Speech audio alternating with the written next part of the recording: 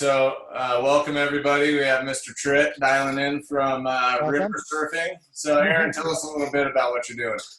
So river surfing, it's awesome. It's something fun and random to do. So around, like every state has a whole lot of these parks that are like made for surfing. So I'm down in Pueblo right now, and we got all these waves here that are made to like surf or kayak on. And so there's like 6 waves at this place. This is all water that's coming out of a reservoir from the Arkansas River. But down in Denver, they've got one of these things that comes out of like one of the reservoirs down there. And there's like 52 places in Colorado that you can go and surf in rivers. So just something to do that's fun. It's relatively inexpensive, but you get to flow with water and tune into nature and all that kind of thing. One of the mantras of my mind today, like that I again from the Science of Getting Rich, right? That Waddles talks about is, there's a great opportunity for the man who will swim with the tide instead of against it, right? So I have that analogy as I'm playing with the water, and then you got to kind of like paddle real hard right when the wave sucks you in. So it's not only that you wait for go with the tide, but when the time is right, you put a little extra. You develop yourself, and then you can jump when it makes sense to. That's awesome, man. Good for you. Yeah, it's not many people, myself included, knew that river surfing was a big thing in Colorado, but Aaron informed me of the river surfing, so I'm gonna give it a try with him one time soon. I need to get a heavy wetsuit though. Is it cold out there? Yeah, so I'm wearing a 7 mil wetsuit and like boots, gloves, helmet, all those things. So with the wetsuit, it's okay, but without it, there's no way. Yeah. Would it be as enjoyable, huh? Yeah, that's the deal. So what's good Right in your on. world? Right on, man. Well, this is our first time trying to do a video conference for the call. Aaron, like you said, he's about 2 hours away from me. I'm up right outside of Boulder, Colorado, and so we thought it'd be a good time to give this a try, and hopefully this works out. As with all of this, we'll modify if we need to, but I think this should work out. I can hear you pretty well, Aaron. Am I coming through? Awesome. Am I coming through well? Yeah, we're all good. I think the headphones make that ambient noise out here, no big deal. So I'm good to go. Yeah. Good. Right on, man. So tell us what you've been up to, other than surfing. This is my first day of play for a minute, but on Friday we just had a celebration party with a company that I work with. We just finished building like a $2.5 million house. Got the final like sign off on it, so the homeowners are moved in. I got to get like the final touches of like their outdoor like built-in barbecue grill set up so they can grill this holiday weekend. It's just been it's really cool to get together with all the players that made the house happen, and just celebrate like this big team accomplishment, and got to give these people that once in a lifetime opportunity of a full custom build from ground up, So That's awesome. we just finished that on Friday, so that was pretty cool. And then as we've got the small world connection, right, where I'm doing the patio at your wife's old home. Yeah. Like through a different network, right? Through a different network. So. Yep. Very cool, man. So you've been so a lot of attraction. You've been a while ago. You were talking about your old job wasn't really speaking to you, wasn't resonating with you. You were ready for a new change. You got out at the right time where you got a compensation package right before this COVID thing happened, gave you some time to reset, and now you've been kind of an offer for moving on up into a partner of a firm. That's correct? Yep, exactly. So, my wife and I, just like Aaron and everyone that we know, or I guess everyone that we choose to surround ourselves with, believes in the law of attraction and all that comes with it. So, for the last 3 years, since February 2017, I had taken on a project to turn around a business here in Denver out near DIA, and knew nothing about the business or the industry. It was a parking facility. It was a $34 million parking facility, and I never really turned around a business like that and didn't know anything about it, nor did I have a passion for it. But like everything, you go in with a positive mindset, and ended up just doing a really good job. And in 3 years, we've gotten it turned around and sold for 60 million. And the whole time though, I never enjoyed it. It's something that, although it was fulfilling and I was proud of the outcome, it wasn't what I wanted to do in life. And so I was searching for an out, but in a way that I would move on, not to just the next project, but to something bigger and something more enjoyable for me. And on February 3rd, I was let go and given a 4-month severance package. And had it been about a week later, I would have gotten nothing.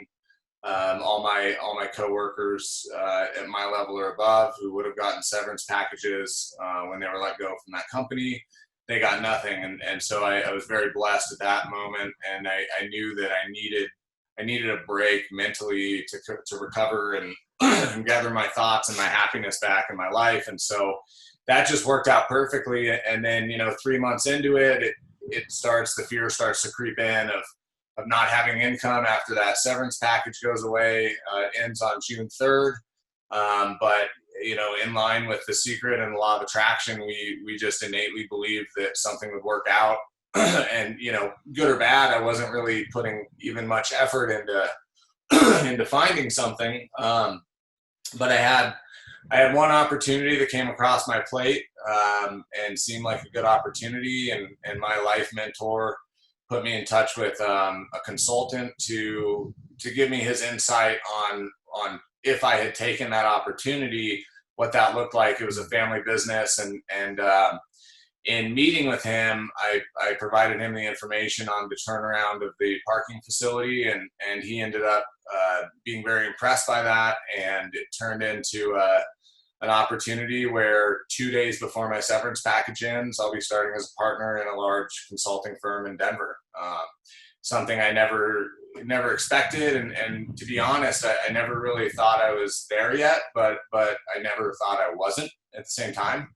So it's again just such an incredible showcase of how this all works and how life works out. If you just believe that it will, but even more than that, if you don't even let it creep into your mind that it won't. So we're kind of on cloud nine over here.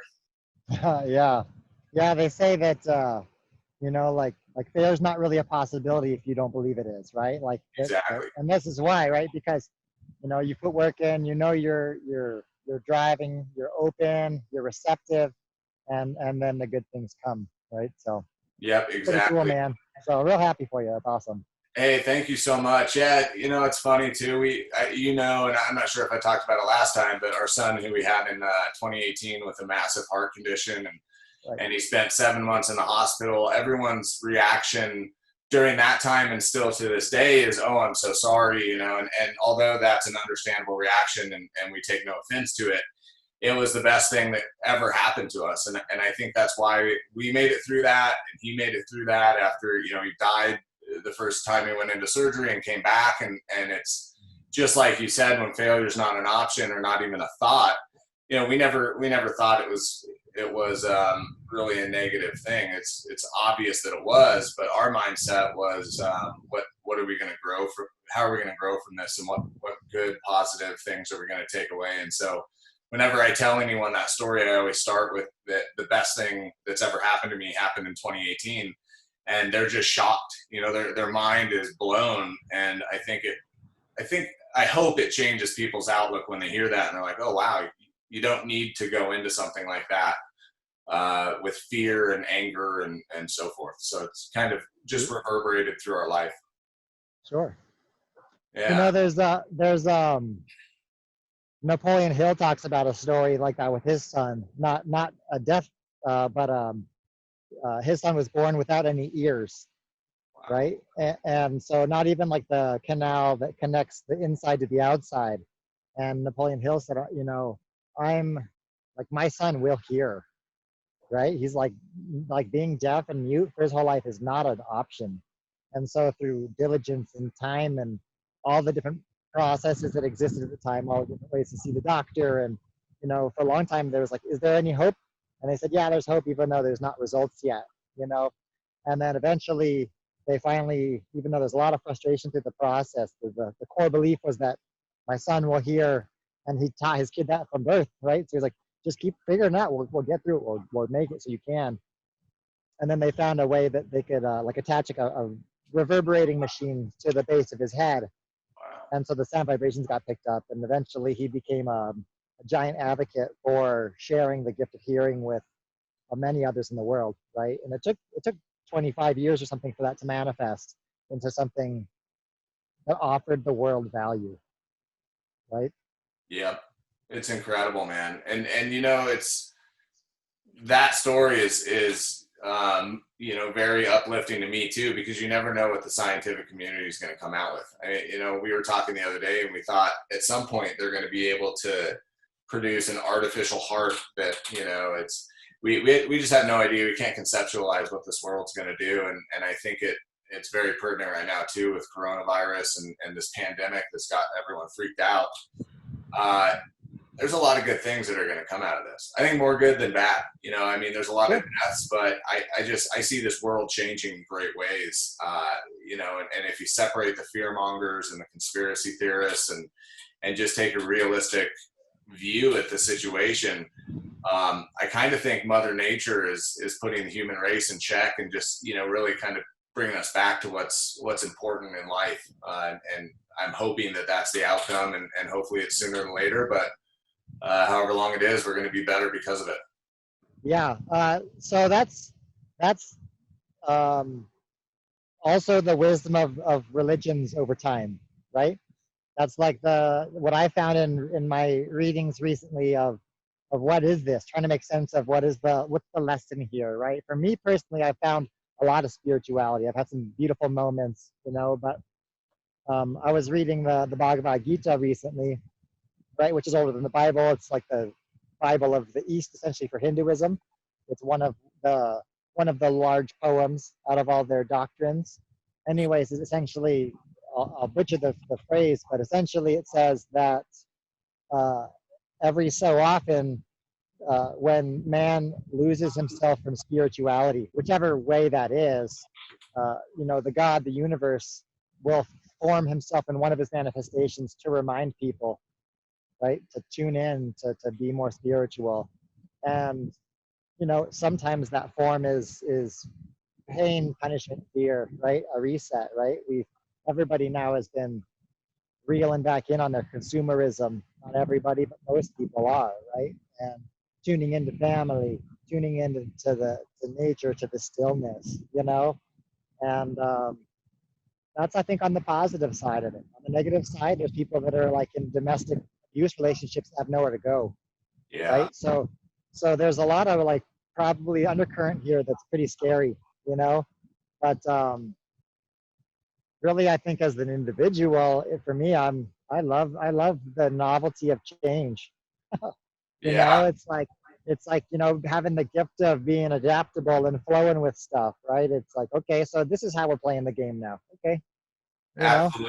Absolutely, man. And that's a good point. You know, it's the change is what's good. And I think that sometimes we feel bad, like Marie and I feel bad when we say that this quarantine is the best thing that's ever happened to us, and we're enjoying life so much, because there's a lot of people that aren't, and we understand that. But I just, you know, I feel like for you and I both, that you go to Hawaii right when this all happens, and you have this epic adventure and journey and growing experience, while the world is in this crazy time period, and you just kind of escaped right at the right time. You know, and similar thing happened to us. We were building a home. We decided not to build it. We got out of an apartment that we were in because of that, and moved into a big property that now has provided us endless amounts of things to do, and new you know, new skills to learn. Just like yourself, you talked about learning new skills and expanding your horizons on you know, on development and contracting, and what you do, and what your skill set is. And so it's serendipitous how it all works out, and hopefully the people that are in, you know, a domestic abuse situation, like you said, you know, hopefully it's something where they see that they need to get out of it, because the pain has just gotten too immense, and, you know, hopefully it doesn't get to a position where it's it seriously affects them to a greater degree. But you know, you got to look at the positive, and hopefully the whole world finds some positive in this. Yeah, you know, I also think like that pain is one of the best teachers that exists, right? So, you know, pain and sorrow and suffering, they're part of existence. It's not like we're only the shiny things, Yeah. right? We're the dark things. It's the shadow side, right? It is existence, right? And so it's not that those are intrinsically bad. It's the perception of one and the response to it is bad, right? Some people like long distance running, they feel like they can't go on. There's that quit, right? Because it hurts. It's like, but that hurt is a teacher. It shows you can be stoic in your philosophy, that you can push past that. You can go to the next hill. You can refine your form. You can breathe. You can do these things that are pretty simple, you know, but that benefit you and help you grow. You know, James Allen is one of my favorite thinkers. He's again from the New Thought movement. Um, we talked about As a Man Thinketh is his like staple book, but he has written a lot, kind of like a late 1800s, early 1900s thinker. Um, has an Eastern and a Western philosophy that was pretty cool for back then. Now more of us do, but back then he was moderately rare in the Western world to have the Eastern understanding. Um, you know, but he says, you know, he's got some profound quotes. His language is beautiful as a writer. It's beautiful, but you know, essentially when there's all the suffering, when there's all the hurt, when there's all the fear, right? That's yours to that's your experience you get to have that is there. And sometimes it's like Jesus said, sometimes there's time to weep, right? There's that time that you need to come in and then say, I've learned something, I've grown in some way, so I can do what? Yep. Yep. Exactly, man. I heard a great quote from. It was weird. It was actually like this boutique fashion designer in Berlin that I saw on TV the other day, and she said, "Everything you want is on the other side of fear." And I thought that was like a really cool quote, and so I noted that down.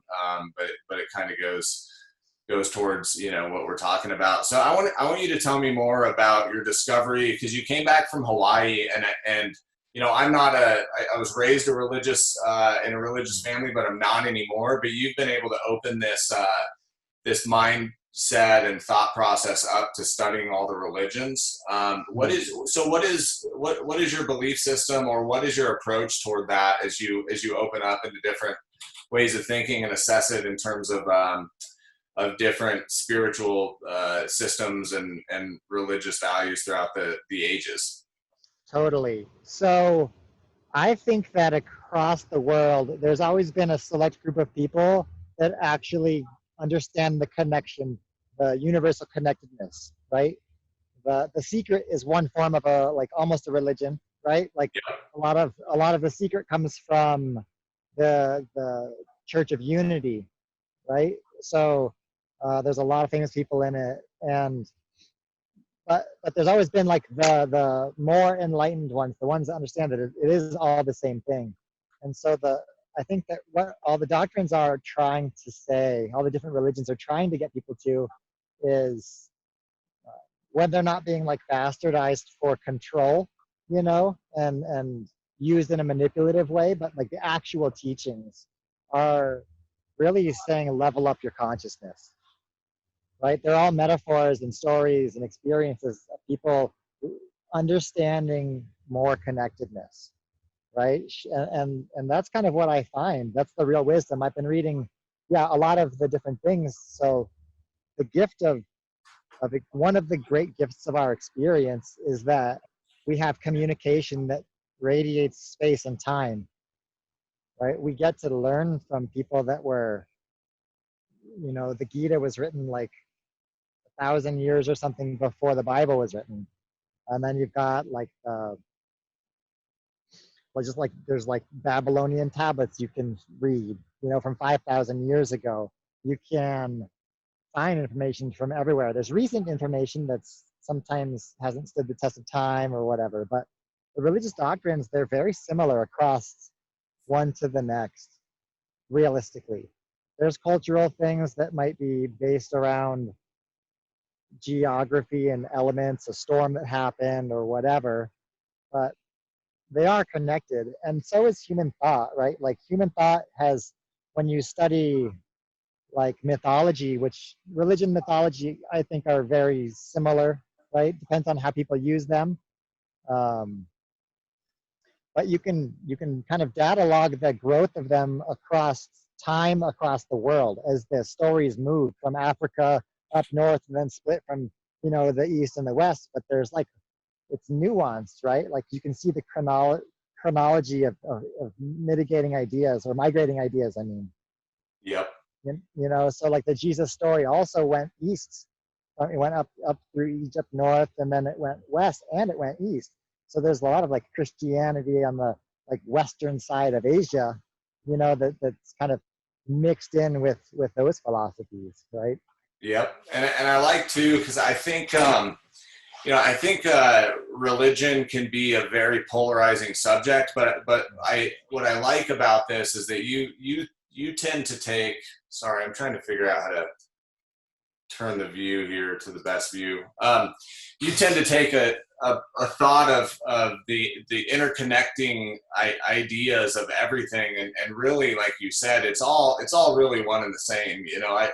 I tend to follow the thought process of The Secret, but even in The Secret, it talks about how it doesn't matter how you get to the end goal or the end result of positive thought. It's really all the same, and as long as it's used for good, as everything can be used for bad, as long as it's used for good, it's really all the same thing. And so I think that's also cool, is anybody can watch this or read the books that we're talking about, and their mind is going to relate to it in their own particular way, and it doesn't matter what that is, right? It's all, no one's wrong. It's just however it makes you, however it drives you and gets you to practice positive thought and really study this and get what you can from it. Doesn't matter, but it's really cool how it's all interconnected, and the human race and the human mind have come to the same conclusion through a million different ways of thinking about it, or belief systems,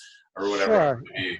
So it's cool that you're studying that. I find it interesting that you're studying that and finding the threads that connect all of the belief systems, really to the same end result, just with different stories to get there. Right. Yeah. And there's different morals through them, but that's totally right. There's so many, one of my fundamental beliefs is that words are insufficient, right? They're our best attempt at communicating observations of experience, right? But they're very limiting. Words they're a tool, yes, but they're nothing like the real thing, right? They're a Yep. bad abstraction, right? So the difference between studying like religion and then being spiritual as a being are not the same thing, right? So like, it's like the idea of hearing something like, here's how one should practice whatever, but then until you spend the time to do that, you don't get to know, right? Like they say, like nobody knows how to be successful that hasn't become successful. Yeah. They don't know until they're there, right? And so religion's the same thing. These are just people that get it trying to tell people that don't get it, here's a tool to help you try to get it, And there's also like the parables of like the monk who just stared at the river for 25 years and then one day was enlightened.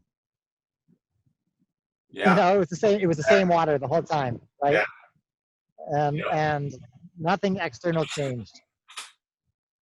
Absolutely. Right? It was just, so it really is this thing that just, it's a gift that like there's a moment of clarity, I think, that happens to not everybody, obviously, but to many people in the world, where they just, something clicks, right? And they're like, oh, and like the world looks different. It's shinier, right? There's more understanding, and it makes books easier to read and connections easier to make, and success seems to follow it. I think there's just some level of, and I think it's a resonance, right? It is the vibrations, right? Yep, it is. And to your point, I personally believe that more often than not, that enlightenment comes from a dark period, or a change in someone's life for the worse, maybe. But then Sure.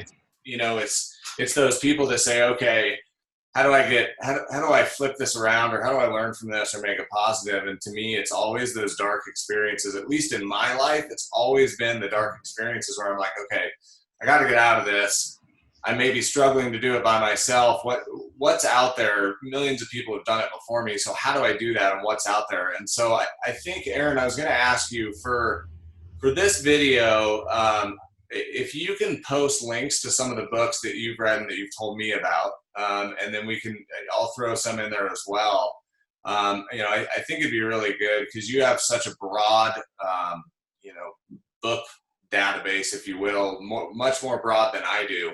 And I'm going to throw in some books and then also some documentaries. I'm a big documentary fan, like I've told you. And let's put those in the description so people can start to look at what we're talking about, and hopefully some people will move to start reading those or looking into some of this stuff. Yeah, so I think what I can easily do is like for everybody here listening, I'll pick like the 5 most interesting books that I've found in about like spirituality, that come from different angles, right? So I can post a link to the Bhagavad Gita is obviously well worth reading, because if you think that Christianity is this like small-minded one way, like you'll see so much similarity.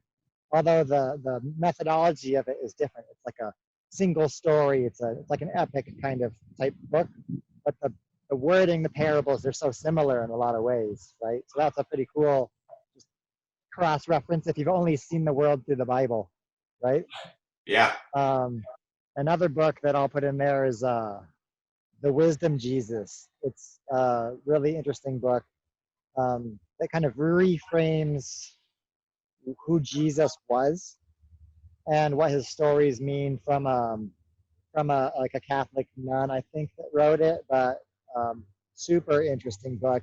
And everybody that I've shared that book with that came from a Christian base that maybe fights this idea of like the rigid doctrine and formality of the Catholic or Lutheran Church. To It me, doesn't it doesn't resonate because it doesn't feel like that's what it's all about, right? And it's not about the rules, right? Those are just like that's like the formal takeaway, right? It's not the purpose. And this book helps people like reconcile their upbringing with purpose and meaning. And everybody I shared it with like cries, every single one of them that has that feeling of they know there's a spirit, they know there's the energy, but they've lost the church because it didn't make sense. yeah. Right? They're like it felt like rules and stuff and not connection. And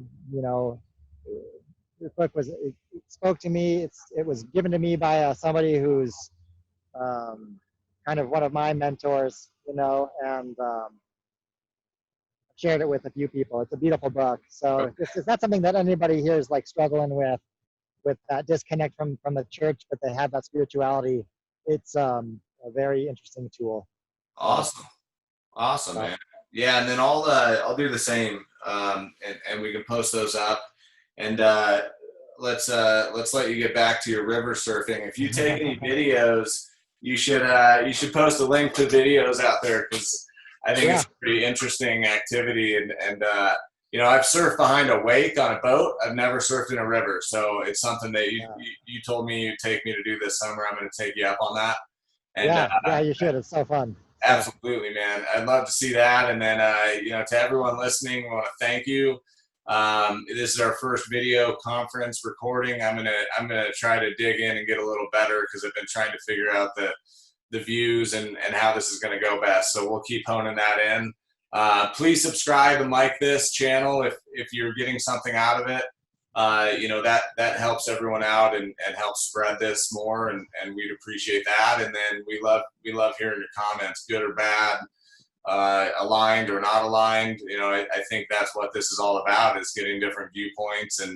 And so whether you agree or disagree or have a different take or or you know, whatever it is, toss it in the comments, and we'll respond to those, and hopefully get a dialogue started every time we post a new video. Yeah. Thanks again for being here. Much love, everybody.